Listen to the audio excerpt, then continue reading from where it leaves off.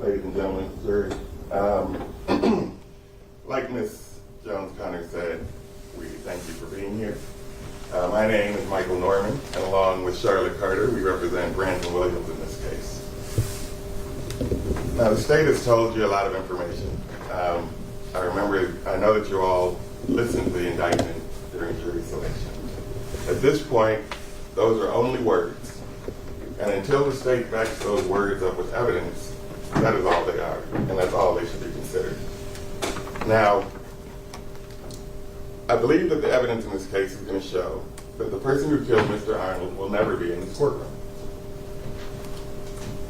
Brandon Williams, you have heard, again from the indictment, may not be an angel.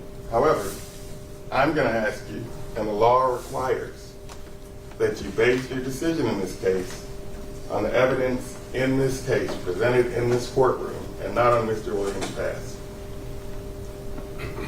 Mr. Williams, on February 25th, 2022, was living with his mother, helping her with various health conditions, thinking about getting up and going to work on Saturday morning, when he decided, like many other people in Atlanta that evening, to enjoy the unseasonably nice February weather and go to the BeltLine.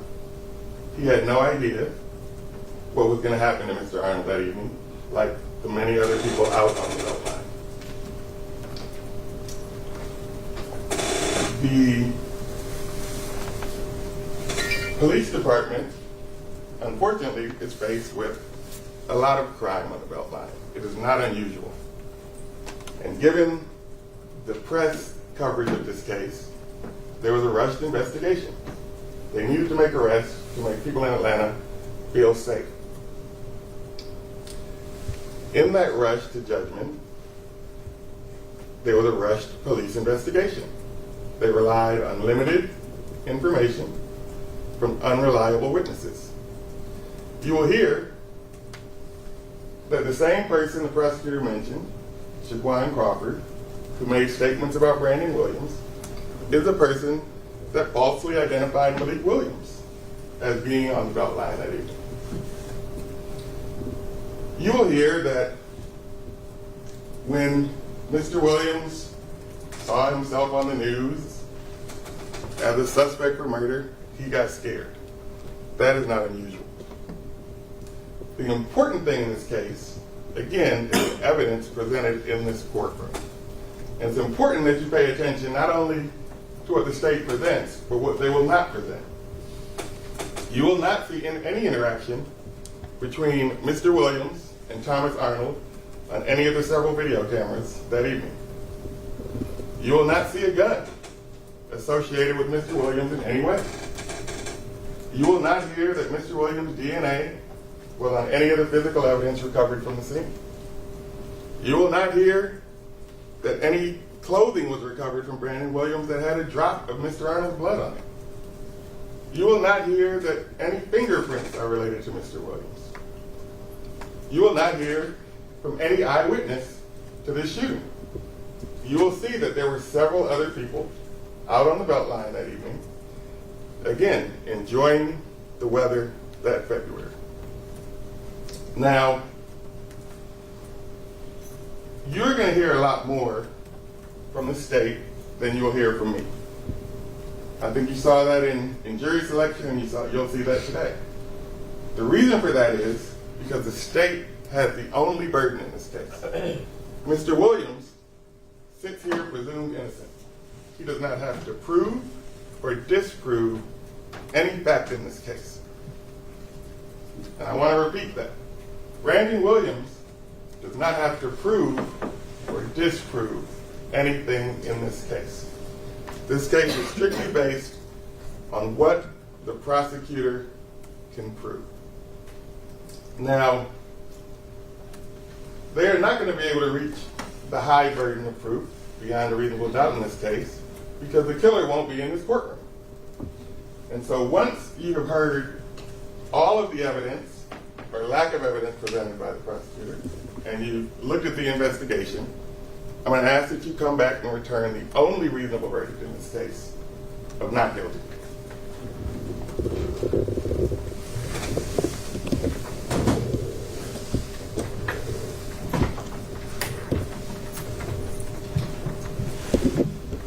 morning, ladies and gentlemen of the jury. How are you doing today?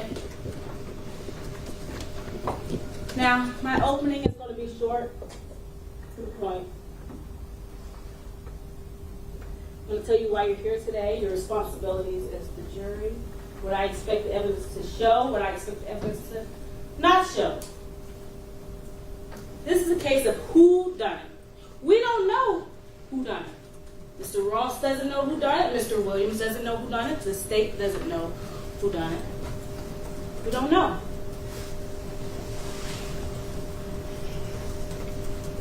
Now, many of you mentioned that you watch a lot of crime TV shows. You read a lot of criminal books. And you enjoy the investigations. You enjoy the mystery, the not knowing. Could be this person, could be that person. But ultimately, they find the person. They know who did it. But this case is not like that. Unfortunately, we don't know. We don't know what happened.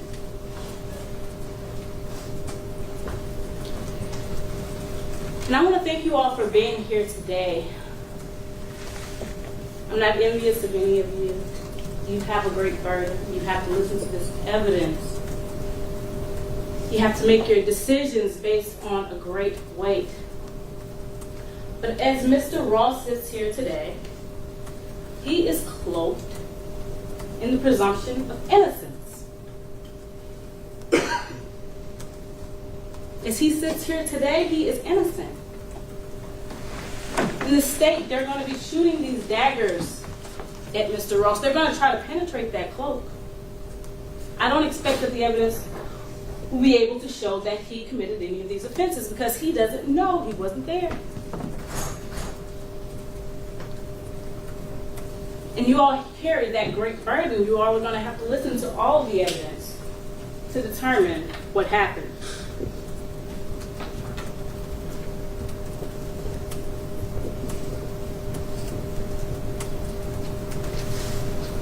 Now, like I said, you all carry the burden. Well, the state carries the burden. They must prove that beyond a reasonable doubt that Mr. Ross committed these offenses. And what is beyond a reasonable doubt?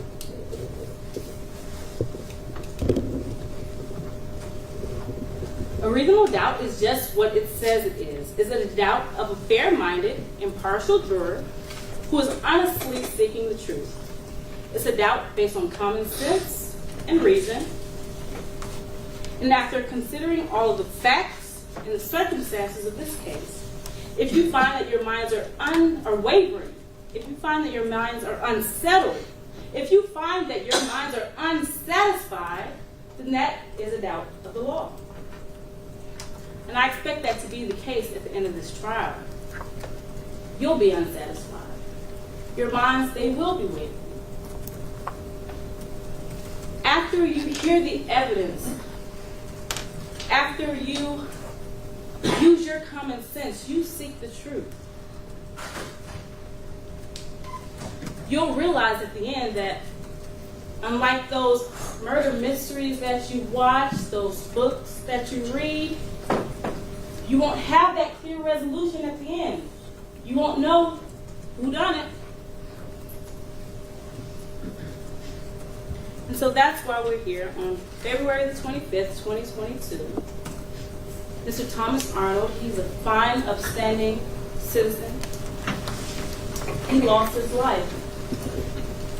And myself, along with Mr. Ross, and I'm sure with everyone else, we send our condolences to the family, to his friends.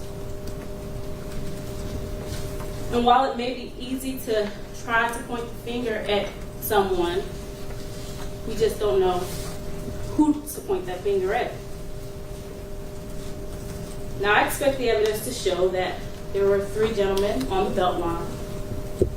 There were 2 gentlemen and 1 gentleman. He was kind of walking around not knowing what's going on. And whatever they were doing on that BeltLine that day, maybe it looked like they were up to no good. But that's not why we're here today. We're here today because the state holds the burden of proving what happened to Mr. Thomas Arnold.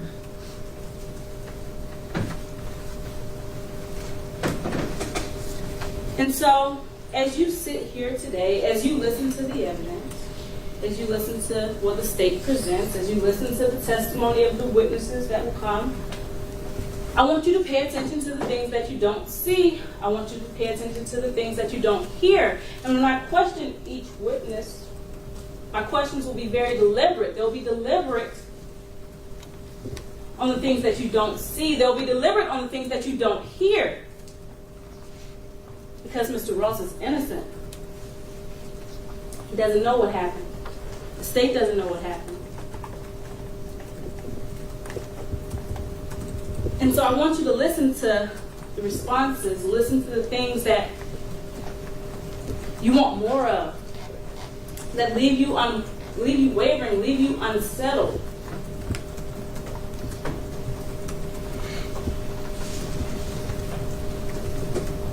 And that burden that the state has, that burden to prove that beyond a reasonable doubt, that's the highest burden of our generation.